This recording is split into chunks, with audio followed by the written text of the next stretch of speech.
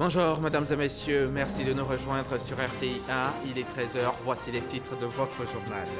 L'agence Emploi Jeunes a procédé hier lundi au lancement officiel de la session 2018 des programmes de stage. Un programme dont l'objectif est de mettre en œuvre une gamme variée d'approches d'insertion professionnelle pour les jeunes, dont plus de 60 000 d'entre eux ont déjà bénéficié.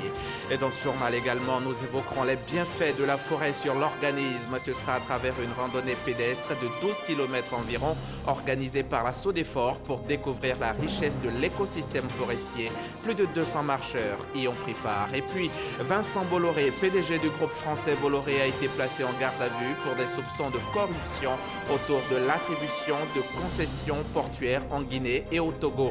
Le groupe Bolloré dément formellement que sa filiale de l'époque, SDV Afrique, ait commis des irrégularités. Commençons par la question de l'emploi des jeunes. L'agence Emploi Jeunes a procédé hier lundi au lancement officiel de la session 2018 des programmes de stage, un programme d'aide à l'embauche et un programme national de stage des jeunes qui ont pour objectif de mettre en œuvre une gamme variée d'approches d'insertion professionnelle pour la jeunesse. Plus de 60 000 jeunes ont déjà bénéficié de ces programmes pour un investissement global de 37 milliards de francs CFA. On en sait plus avec Patricia Omouetia. Des témoignages. J'ai fait un stage de 1 an. Après ce stage, je suis passé en CDD. Après le CDD, je suis passé en CDI. L'étudiant qui est qualifié, qui est diplômé, peut simplement s'inscrire. Il s'inscrit sur le site, il sera contacté et par la suite, il pourra faire son entretien. S'il est retenu, rentrer dans le monde professionnel. Mais aussi des conseils des chefs d'entreprise. Nous avons recruté 43 jeunes en stage, dont 12 en PAE. 2-3 jours, je suis absent. Motif, je n'ai pas de transport. C'est un pré-emploi qui est payé par emploi jeune, complété par l'entreprise elle-même. Donc, ce comportement, on le ressent de plus en plus. Plus de 1000 entreprises ont reçu des jeunes pour des stages dans le cadre des différents programmes d'aide à l'embauche et au programme national de mise en stage. Certains ont acquis aujourd'hui des expériences et ont un métier. À l'horizon 2022, 30 000 jeunes sont visés pour un investissement de 32 milliards de francs CFA. Il s'agit de renforcer l'employabilité des jeunes, c'est-à-dire faire en sorte qu'ils soient employables. Pour vous parler de façon simple, c'est-à-dire leur donner des opportunités de stage, raison pour laquelle nous sommes là, mais aussi leur donner la possibilité d'avoir des formations de reconversion, mais aussi des formations pour s'installer à leur propre compte et même l'apprentissage. L'emploi, indicateur important du développement d'un pays, demeure une préoccupation pour la Côte d'Ivoire. C'est pourquoi, en plus des nombreux programmes d'emploi conçus pour booster l'insertion des jeunes, l'État a consenti à des efforts financiers importants en octroyant des crédits d'impôt à toute entreprise qui embaucherait des jeunes Ivoiriens. L'agriculture reste un secteur attractif pour la jeunesse de Côte d'Ivoire. Les chiffres en témoignent. Plus de 50% des planteurs dans la cacaoculture et la culture d'anacarde ont moins de 40 ans. Le ministre ivoirien de l'Agriculture et du Développement rural est à Meknès, au Maroc, où il prend part au Salon de l'agriculture. Mamadou Sangafoua Koulibaly y partage l'expérience ivoirienne. Noël Niagno, notre envoyé spécial sur place. Salon international de l'agriculture du Maroc à Meknès. L'ouverture, c'est pour ce mardi 24 avril. D'ici à là, les politiques, les scientifiques, les professionnels ont réfléchi sur jeunesse, principal moteur et bénéficiaire du développement agricole. Une occasion pour passer au crible les voies et moyens à mettre en œuvre pour rendre l'agriculture attractive aux jeunes. Parce que grosse d'opportunités de création de richesses et d'emplois. À cette occasion, Mamadou Sangafoua Koulibaly, ministre ivoirien de l'Agriculture et du Développement rural, a fait partager à ses pairs sa conviction en l'attractivité de l'agriculture à une seule condition, il faut qu'elle soit rentable. Une conviction assise sur 2 constats. 1. L'évolution de la pyramide des âges dans la cacaoculture depuis la réforme de 2012. En 2011-2012, 60% des cacaoculteurs avaient plus de 60 ans. Lorsque, au terme des 5 années de la mise en œuvre de la première génération du programme national d'investissement agricole, nous avons refait l'enquête sur la pyramide des âges, aujourd'hui, le résultat est que nous avons plus de la moitié des agriculteurs qui ont moins de 40 ans. Donc, en l'espace de 5 ans, la pyramide des âges a évolué en Côte d'Ivoire. Alors la question qu'on peut se poser, qu'est-ce qui s'est passé en 5 ans? Il s'est passé une chose simple pour deux filières principales dans notre pays, la filière cacao et la filière anacarde. Parce que sur ces 5 ans, les producteurs de ces filières ont vu leurs revenus doubler.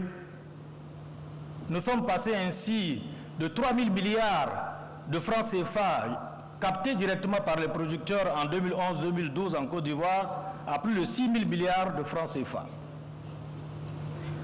Donc, puisqu'elle devenait rentable, ce qui s'est passé, les jeunes qui étaient en ville, beaucoup sont retournés prendre en main les exploitations de leurs parents. Autre composant de sa conviction, la maîtrise de la chaîne des valeurs par le producteur, à travers un exemple édifiant d'un couple de jeunes producteurs dominicains. Dès qu'il passe de la fève au produit semi-fini, tenez-vous bien, il multiplie la valeur ajoutée de 389%. Et quand il passe de la fève au produit fini, c'est-à-dire aux bonbons et au chocolat, il multiplie la valeur ajoutée de 6751%. En un mot commençant, la rentabilité est donc un facteur incitateur. Il faut donc investir dans le secteur agricole. C'est le sens du PNIA 1 et du PNIA 2. L'on a célébré dimanche la Journée mondiale de la Terre, comme le 22 avril de chaque année depuis 1970. Le jour de la Terre est aujourd'hui reconnu comme l'événement environnemental populaire le plus important au monde. Ici en Côte d'Ivoire, le gouvernement a fait une déclaration hier lundi par la voix de la ministre de la Salubrité, de l'Environnement et du Développement durable. Anne-Désirée Ouloto a exhorté les populations à la préservation et à la protection de la Terre. La Terre n'est pas un don de nos parents. Ce sont nos enfants qui nous la prêtent. À travers ce proverbe indien, la ministre Anne-Désirée Ouloto veut sensibiliser sur la protection et la préservation de la terre.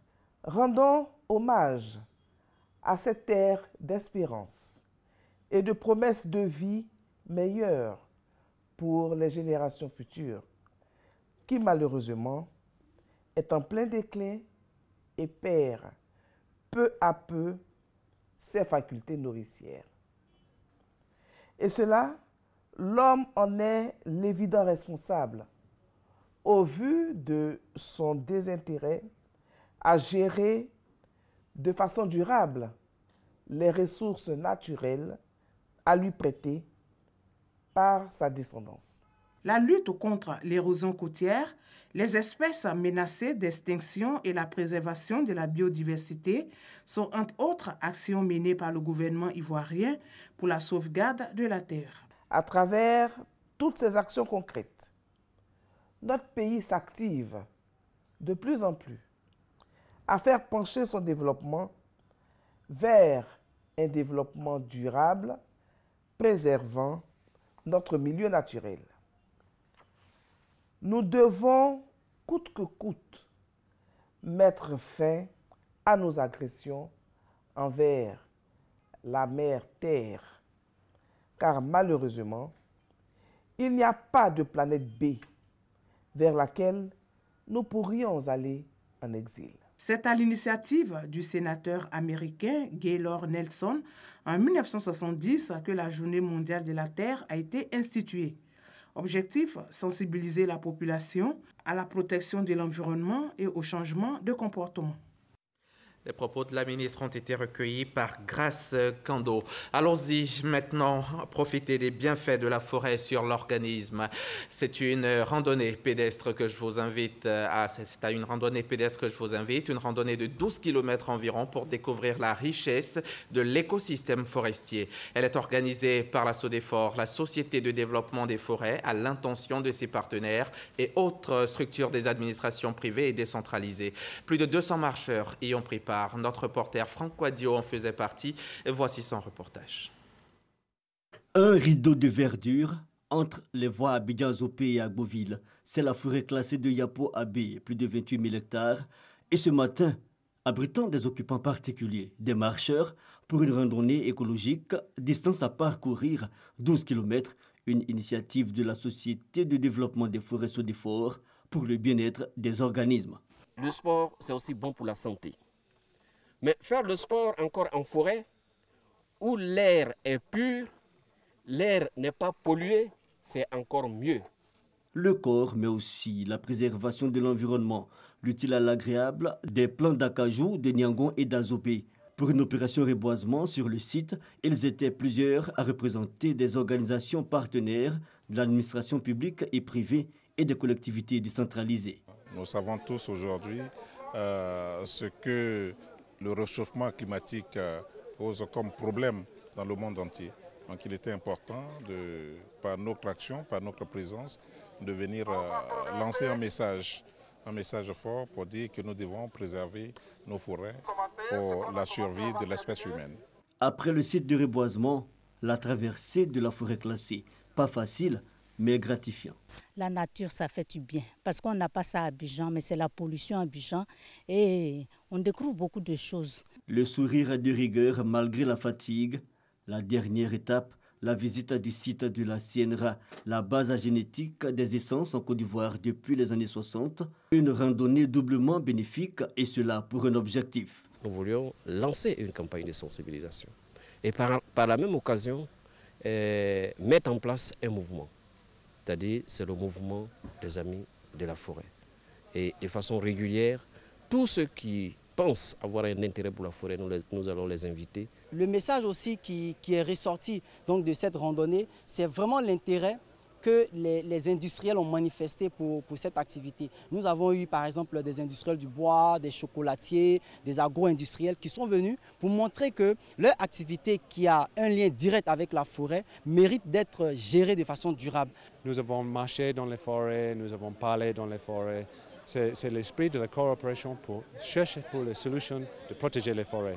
Ici donc, un réseau d'alerte contre la menace de déforestation qui guette même les forêts classées. Celles du sud-ouest et de l'ouest ont un taux de dégradation variant aujourd'hui entre 80 et 100%. La lutte contre la déforestation se poursuit donc et cela est aussi possible par une meilleure surveillance spatiale, donc des terres. Les précisions de Jean-Luc Bangbo et Patricia Omoitia. Ce n'est plus un secret. Le couvert forestier ivoirien est fortement dégradé. Selon certaines sources, il est passé de 16 millions d'hectares dans les années 60 à moins de 2 millions d'hectares de nos jours. Malgré cette situation, l'on ne dispose d'aucune information fiable sur la situation actuelle. Dans le cadre de la lutte contre la hausse de la température mondiale, la Côte d'Ivoire s'est dotée d'un certain nombre d'instruments, notamment une stratégie nationale RED+, avec l'ensemble des parties prenantes et entre autres instruments également, un système national de surveillance des terres. Nous avons bénéficié dans ce cadre de l'appui de l'AFD, dans le cadre du contrat de désenclavement et de développement, qui nous a permis de doter la Côte d'Ivoire d'un géoportail. En initiant cette formation sur l'utilisation des outils de télédétection et de systèmes d'information géographique au profit des structures étatiques et privées impliquées dans la lutte contre la déforestation, les initiateurs veulent leur donner les rudiments nécessaires pour une meilleure surveillance spatiale des terres. On parle de déforestation, donc ça peut nous permettre de quantifier quels sont les espaces déjà qui ont été déforestés, quels sont les espaces agricoles qui demeurent encore, quels sont le reste, même les reliques de forêt qu'on a.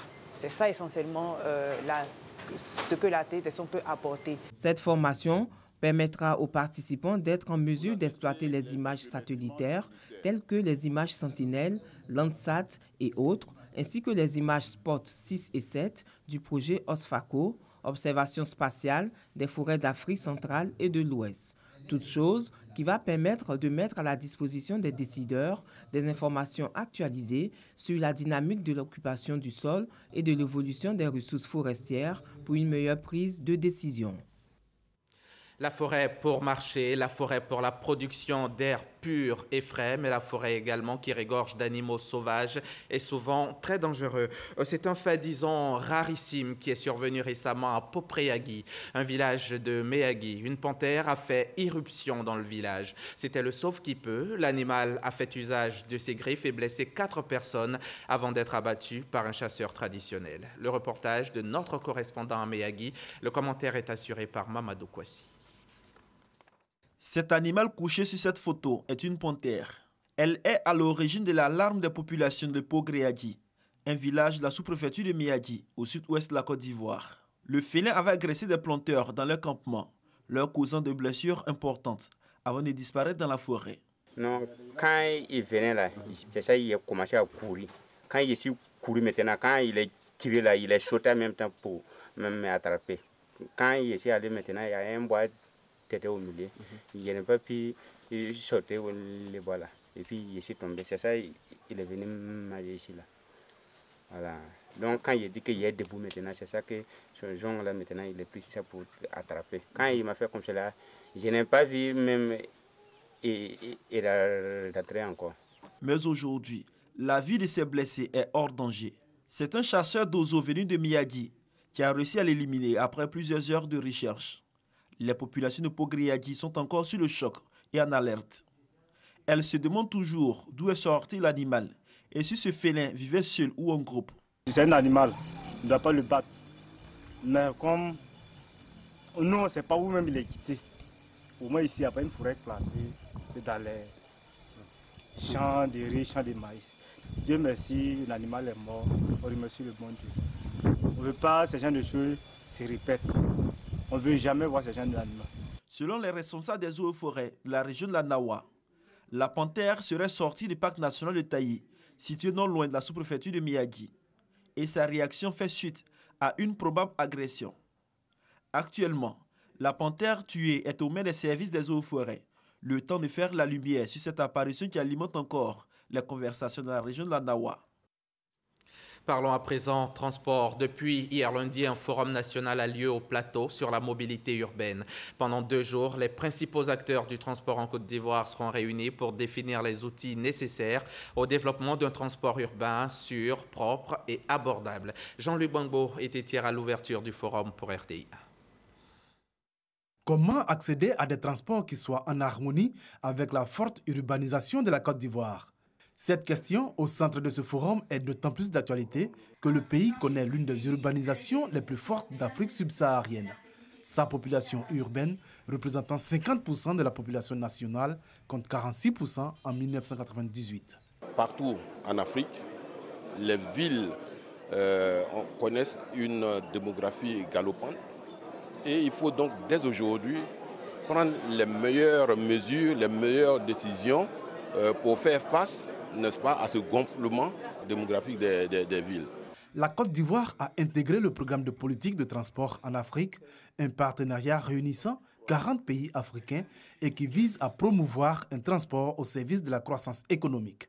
Le gouvernement ivoirien s'est engagé pour les années à venir à faire d'importants investissements afin de doter non seulement Abidjan, mais le pays tout entier d'un système de transport de haute qualité, moderne, assurant un service rapide, confortable et respectant les normes environnementales. L'ambition est de faire de la Côte d'Ivoire un hub en matière de transport, un objectif qui ne pourrait être atteint qu'à travers le respect d'un plan d'action rigoureux. Que le matériel qui doit servir à transporter les populations et les biens soient des matériaux fiables. Les conditions ou l'environnement dans lequel les populations sont transportées, nous veillons à ce que cet environnement soit un environnement assaini. Le forum a été l'occasion de présenter les résultats d'une étude réalisée sur la mobilité urbaine en Côte d'Ivoire. Rapport qui alimentera ces 2 jours de discussion entre acteurs du monde du transport. Et les acteurs clés du transit en Afrique de l'Ouest et du Centre viennent d'achever 3 jours de réflexion sur les conditions de transport et d'échange le long des corridors internationaux. C'est à l'initiative de la Banque mondiale, de l'Organisation du corridor Abidjan-Lagos et du Programme des politiques des transports en Afrique. On en sait plus avec Léon Brou de RTI Boaké. Les lourdeurs administratives et les longs délais d'accomplissement des formalités au corridor retardent les échanges commerciaux et freinent la croissance économique en Afrique de l'Ouest et du Centre. Constat de l'Organisation du corridor Abidjan-Lagos, le Programme des politiques de transport en Afrique et la Banque mondiale. 3 organisations à l'origine des présents échanges et réflexions. Il s'agit pour les acteurs d'identifier dans chaque pays les bonnes et mauvaises pratiques de transit et d'échange le long des corridors internationaux. La finalité, harmoniser ces règles. D'abord, amener tout le monde à respecter la réglementation internationale. Il faut que, entre les pays, il y a une interconnexion. Il faut lever toutes les barrières physiques, les tracasseries, les faux frais. Et puis, il faut que les gens soient formés, ceux qui doivent faire les déclarations. Ce que nous attendons de cet atelier, c'est essentiellement la baisse des coûts et l'amélioration de l'efficacité du système, donc la réduction des temps d'acheminement des marchandises, en commençant par la réduction des temps de séjour au port, l'élimination des barrières physiques le long des corridors, la facilitation des traversées de frontières et la livraison des marchandises à temps et en intégrité. Au bout de cette vision, la croissance économique en Afrique de l'Ouest et du Centre, l'approche combine le développement des corridors, l'amélioration du régime de transit et la professionnalisation du transport. Pendant donc les 3 jours, les participants à cet atelier régional ont aussi réfléchi à trouver les voies et moyens pour y parvenir. Du transport à l'économie pour parler des bourses de sous-traitance et de partenariat qui ont vocation à accompagner le développement des PME, les petites et moyennes entreprises, tant sur le plan de la compétitivité que sur les gains de part de marché. Des bourses de sous-traitance qui, bien qu'elles existent dans l'espace UEMOA, ne sont pas toujours opérationnelles. Le sujet était au cœur des échanges hier, ici même à Abidjan, lors de la rencontre annuelle du réseau des bourses de sous-traitance et de partenariat. Mahama Traoré, reportage. Quand une entreprise exprime le besoin de recourir au service d'une autre afin de réaliser un projet donné, cela s'appelle de la sous-traitance. Il lui est alors recommandé de s'adresser à la bourse de sous-traitance, seule capable de l'orienter vers le partenaire compétent. En la matière, la bourse de sous-traitance et de partenariat de Côte d'Ivoire a fait des bons qualitatifs ces dernières années. Aujourd'hui, toutes les PME peuvent être recensées et être identifiées de façon géographiquement bien identifiées et répertoriées via un GPS, puisque nous avons également développé des systèmes dans ce sens-là. Si vous voulez, c'est les équipements qui nous manquaient. Mais au jour d'aujourd'hui, nous sommes en train d'être équipés au fur et à mesure grâce à un appui étatique. Il existe une bourse de sous-traitance et de partenariat BSTP dans chacun des 8 pays de l'UEMOA, Union économique et monétaire ouest-africaine. Mais elles sont pour la plupart confrontées à un manque de moyens techniques pour être au point et booster ainsi la compétitivité des PME, petites et moyennes entreprises de la sous-région. La Commission se réjouit de la mise en réseau des BSTP nationales de l'espace UEMOA en vue de mutualiser les efforts pour former un marché plus étendu de la sous-traitance. Des efforts doivent donc être entrepris en vue de remédier aux difficultés de fonctionnement de certaines BSTP. Le défi de la compétitivité reste encore l'un des plus grands auxquels sont confrontées nos entreprises aujourd'hui. Il nous appartient de travailler ensemble à le relever. La sous-traitance dans cette perspective n'est plus une option pour le développement des entreprises, mais il me semble bien un impératif. Le label de compétences et la charte régionale de la sous-traitance, 2 outils que le réseau des BSTP de l'espace UEMOA entend mettre au point à la faveur de sa réunion annuelle ouverte ce lundi à Abidjan. Outils qui, en plus des moyens des États membres, donneront plus d'efficacité aux actions des bourses de sous-traitance et de partenariat de l'espace UEMOA. Je vous amène à présent à Bengoro qui est doté d'un conservatoire des arts et métiers appelé CRAMA.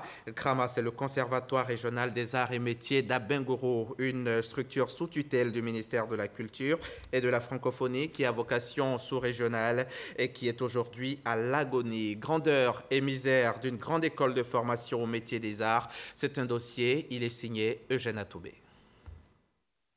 Abengoro, chef-lieu de la région de l'Indénieux-Guablé. Dans cette localité, il y a un centre de formation dont on a presque oublié l'existence. Il s'agit du CRAMA, le Conservatoire régional des arts et métiers d'Abengoro. L'établissement fonctionne bel et bien, quoique postiche et dépouillé de toute sa majesté qui faisait l'orgueil et la fierté de toute une région. L'un des objectifs était de pérenniser ou de faire ressortir les valeurs culturelles à Caen. Nous devrions aller à la recherche, faire la documentation et venir enseigner, pratiquer ces arts-là au niveau de l'école. Retour dans le temps. En 1995, l'État de Côte d'Ivoire, à travers le ministère de la Culture, décide de doter la région d'Abengoro d'un établissement de formation au métier de l'art. Ainsi, cette année 1995, la ville d'Abengoro a pris d'un collège d'enseignement artistique. Ce collège va se muer en conservatoire à la même année avec l'appellation Conservatoire régional des arts et métiers. Aujourd'hui, on est bien loin des beaux jours de cet établissement qui n'est conservatoire que de nom, happé par les problèmes à la fois structurels, pédagogiques et didactiques. Moi, comme ça, je suis batteur. Souvent, je vais faire les exercices. C'est dur parce que n'en veut pas de batterie, tout ça. Maintenant, à la guitare aussi, souvent, on est nombreux. Tu es obligé toi-même de détacher une guitare. Si ça ne va pas, tu es obligé d'attendre que l'autre finisse. Normalement, quand on parle de conservatoire, nous devions avoir un minimum de matériel pédagogique pour pouvoir aboutir à nos fins. J'avoue que l'école est un peu en souffrance à ce niveau-là. En cette année académique 2017-2018 qui se poursuit, rien de nouveau ne s'est ajouté à l'existant. Ici, les années se suivent et se ressemblent. Un sentiment d'abandon plane sur l'établissement et il a fini par gagner aussi les apprenants, le corps enseignant et les encadreurs. Et comme le disent les apprenants eux-mêmes sur un ton où se mêlent amertume et désillusion, il ne fait plus bon vivre au Conservatoire régional des arts et métiers d'Abengourou. Tu peux continuer tout ici, mais tu ne peux pas avoir un diplôme qui te permet de pouvoir enseigner. Aujourd'hui, les parents savent que je suis dans un endroit et je vais à l'école. Puis on apprend que bon, s'il n'y a pas d'évolution, tu es toujours dans le même coin, mais tu dis que tu vas à l'école. Donc si je quitte l'école, c'est pour ça. Le premier problème, c'est le diplôme. Beaucoup d'élèves abandonnent l'établissement en cours de chemin pour aller au CTA de Bingerville parce qu'au bout, il y a des diplômes. Alors qu'ici, nous avons même des bacheliers. Et donc, quand ils finissent, ils préfèrent repartir encore pour aller faire le bac H pour se retrouver à l'INSAC qui va leur ouvrir les portes de l'enseignement. Mais au Krama, le problème du diplôme n'est pas encore réglé. En plus de cela, les élèves ne sont pas boursiers ici, contrairement aux autres élèves en art dans les autres établissements. Ne serait-ce que pour cela, ils préfèrent aussi partir parce que l'art coûte cher. Pour l'image qu'il donne à voir, le Conservatoire régional des arts et métiers d'Abengourou, structure sous tutelle du ministère de la Culture et de la Francophonie, est comparable à ces nombreux établissements en Côte d'Ivoire qui nécessitent une réhabilitation en profondeur. C'est un conservatoire presque dépeuplé. Seuls quelques apprenants y sont encore, au nom de leur amour pour l'art. Ils y reçoivent une formation en communication visuelle, sculpture, teinture et décoration textile, encadrée par 16 enseignants assurant les formations dans ces différentes filières. Dans notre travail, nous essayons quand même d'aller au-delà de ce que nous savons. Nous faisons des recherches en dehors de ce que nous savons. Et ces recherches, une fois au point, nous essayons de ventiler ça à qui de droit. J'ai aimé ces personnes qui peignent là. J'ai voulu faire comme eux. Et ça, je me suis lancé dedans et puis j'ai vu que ça va. Kossia est la seule fille des effectifs de 80 apprenants. L'existence de cet établissement est pour cette fille une aubaine et l'occasion de réaliser son rêve. D'autant que malgré les difficultés de tous ordres, la quinzaine d'apprenants qui en sort chaque année peut aisément exprimer son talent pour assurer sa propre réalisation.